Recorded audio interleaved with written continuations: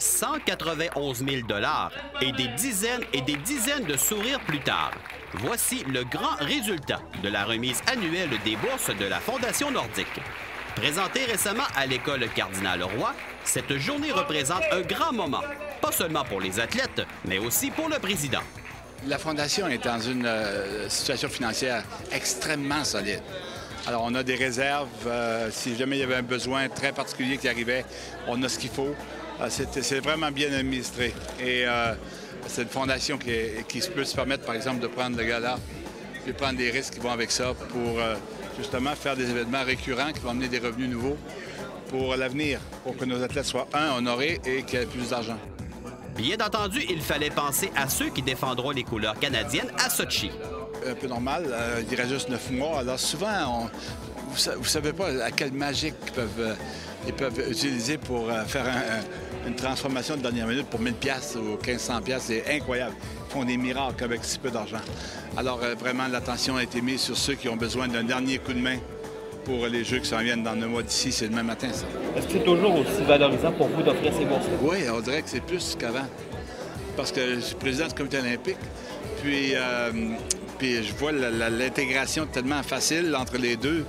Je prêche des valeurs olympiques à tous les jours, le podium à tous les jours, l'excellence à tous les jours. Et tout d'un coup, je m'en viens dans ma ville, que j'aime tant, puis je donne à la région, aux athlètes de la région, quelque chose de tangible de ce que je dis partout dans le pays. Alors, c'est comme une lacerie sur le gâteau, venir ici, pour moi.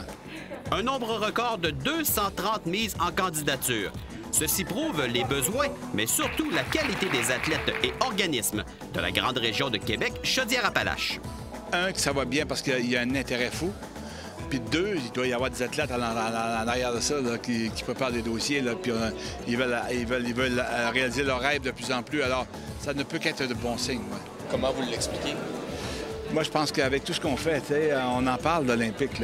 Premièrement, le mouvement a changé complètement. Quand vous avez Jacques Krog avec 4500 personnes, quand vous avez le président du comité olympique qui vient de la ville, quand vous avez des athlètes qui performent de mieux en mieux, de plus en plus nombreux, vous avez un maire de ville qui supporte ça. Alors, c'est une nouvelle ère pour Québec au niveau du sport. Puis, le gala de la tête va faire encore une méchante publicité à tout ça dorénavant à cause de l'amplitude qu'il aura. Alors, à mon avis, ça s'explique par le fait que quand on a dit que le comité olympique allait être quelque chose qui allait fonctionner comme l'entreprise privée, 365 jours, 24/7, bien, c'est des résultats de ça. Messieurs, je vous attends de vous présenter une des nôtres, Dominique Maltais. Présente à titre de porte-parole de la Fondation, Dominique Maltais se retrouve à 9 mois de la date fatidique. Allons s'informer de son état.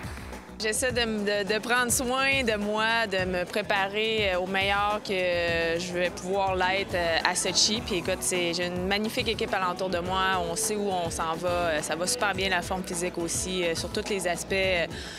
Écoute, je vais être extrêmement préparée, donc je suis excitée d'arriver enfin le jour des Jeux olympiques. J'ai vraiment hâte de commencer. Et puis, c'est ça, il y a la saison aussi avant tout ça, que j'ai plusieurs objectifs personnels aussi que je veux réaliser. Donc, tout va bien, puis je suis vraiment contente que ça arrive à grands pas finalement. Justement, en prévision de la prochaine saison, c'est quoi tes objectifs? Qu'est-ce que tu veux atteindre pour bien te préparer pour Sotchi? Bien, écoute, c'est une construction qui se fait étape par étape. Là, présentement, les 3 prochains mois, je suis en salle d'entraînement, préparation physique. Je retourne sur la neige probablement juste à la fin août. Après ça, il va y avoir alternance neige et gym jusqu'au début de la saison. Il y a quelques compétitions qui vont être plus cruciales où je veux vraiment bien performer, donner beaucoup de confiance. C'est sûr que je veux bien performer en général, là, mais peut-être je vais mettre l'accent peut-être sur une compétition avant les Jeux. Et puis, bien, le moment tant attendu, bien, ça va être au mois de février où toute la préparation, le sommet de ma forme physique va être atteint durant ces jours-là. Alors, Nous en avions discuté avec Dominique Gauthier il y a quelques semaines. L'ancien athlète voyait de bon œil le retour pour 4 ans de Marcel Aubu à la tête du comité olympique canadien. La réponse du principal intéressé? Alors, comme je vous dis, ma famille était un peu tout croche, mais ils ont compris que je sentais que je n'avais pas fini le travail. Alors, j'ai jamais quitté les bateaux inachevés. Puis, il y a aussi la passion. Alors, je vais avoir l'honneur de représenter mon pays à la tête du sport du pays pour les Jeux panaméricains chez nous. 2015, Rio de Janeiro au niveau de l'été, Sochi dans quelques mois, puis les Jeux de la jeunesse en plus. Tu peux pas dire non à ça, là, tu sais. Vous ne pourriez pas vous bercer dans votre chaise à regarder dehors? Non, fatigue-toi pas, je me bercerai pas, je ferai autre chose, mais c'est quelque chose où vraiment les 4 premières années que j'ai eu du succès, terriblement de succès. Je sens vraiment qu'on est après cimenter tout ça et que nos athlètes, quand je vais les quitter, vont peut-être être des athlètes supportés autant que n'importe quel pays du G8. Alors, c'est mon rêve. On va être moins riche de quelques 100 000 $, mais ça fait rien. Alors, un autre 4 ans d'importants efforts tout en espérant de beaux résultats.